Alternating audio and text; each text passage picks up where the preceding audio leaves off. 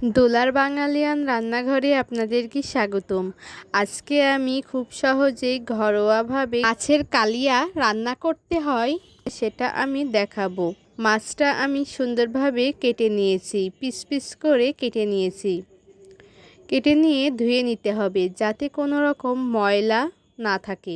এখন এই মাছগুলোই পরিমাণ মতন লবণ আর হলুদ নিয়ে ভালোভাবে মাখিয়ে নিতে হবে। 1 চামচ লবণ 1 চামচ হলুদ নিয়ে সুন্দরভাবে মাখিয়ে নিচ্ছি। সব জায়গায় লবণ আর হলুদ লাগিয়ে রাখতে হবে।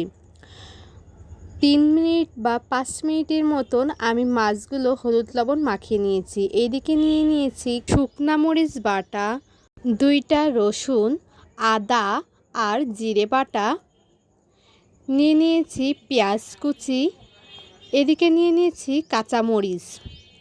কাঁচামরিচটা মাছ বরাবর চিড়ে নিতে হবে বা ভাগ করে নিতে হবে যাতে মরিচের ঘ্রাণটা বের হয়। এদিকে আমি মাছটা ভাজবো।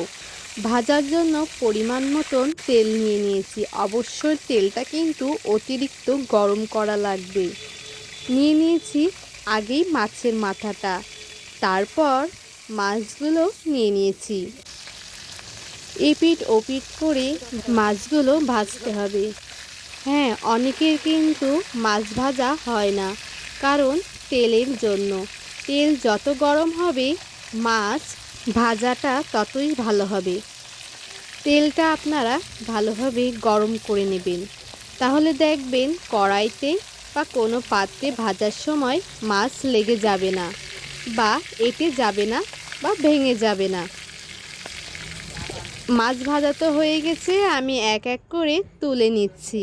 মাছটা কিন্তু সুন্দরভাবে ভাজতে হয়। যখনই বাদামি কালার হয়ে যাবে বা পোড়া পোড়া মতন হবে তখনই কিন্তু মাছটা তুলে নিতে হবে। আমি আবারও মাছটা ভাজছি। দেখুন কিভাবে আমি মাছটা ভাজছি এবং কখন মাছটা তুলছি। যখনই মাছ এপিঠে ভালোভাবে ভাজা হবে তখনই ওপিঠ করে উল্টিয়ে পাল্টিয়ে নিতে হবে। মাছটা যখনই বাদামি কালার হয়ে যাবে তখনই মাছটা তুলে নিতে হবে। ভাজা হয়ে গেছে, তুলে নিয়েছি তেল ঝরিয়ে। দেখুন কত সুন্দর মাছটা ভাজা হয়েছে এবং ভাঙিনি কিন্তু। মাছ ভাজা তেলে নিয়ে নিলাম জিরে আর 4টা তেজপাতা এবং 2টা শুকনা মরিচ। নিয়ে নিয়েছি ওই পেঁয়াজ কুচি, নিয়ে নিয়েছি রসুন। এখন সুন্দরভাবে একটু নাড়াচাড়া করে নিচ্ছি। নাড়াচাড়া করার পরে নিয়ে নিলাম কাঁচা মরিচ। নাড়াচাড়া করছি, নাড়াচাড়া করে একটু ভাজি করে নিলাম। ভাজি যখন হয়ে যাবে আদা জিরা বাটাটা নিয়ে নিতে হবে। নিয়ে নিলাম শুকনা মরিচ বাটা, 1 চামচ হলুদ নিয়ে নিলাম এবং 1 চামচ লবণ নিয়ে নিলাম। এখন কষাতে হবে।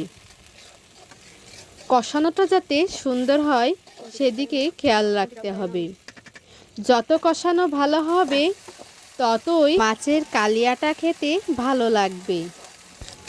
যখন হালকা হালকা তেল বেরিয়ে আসবে তখন বুঝতে হবে অনেকটা কষানো হয়ে গেছে।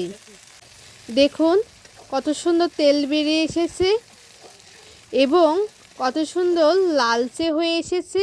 মশলাটা কিন্তু ভালোভাবেই কষানো হয়ে গেছে। এখন নিয়ে নিচ্ছি পরিমাণ মতন জল। মাছের কালিয়া বানাতে গেলে জলের পরিমাণ অল্প দিতে হয় আর মশলার পরিমাণ একটু বেশি দিতে হয়।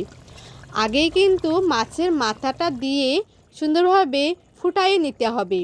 10-15 মিনিট পরে মাছগুলো দিয়ে নিতে হবে এবং নামানোর 10 মিনিট আগে নিয়ে নিয়েছি দুধ।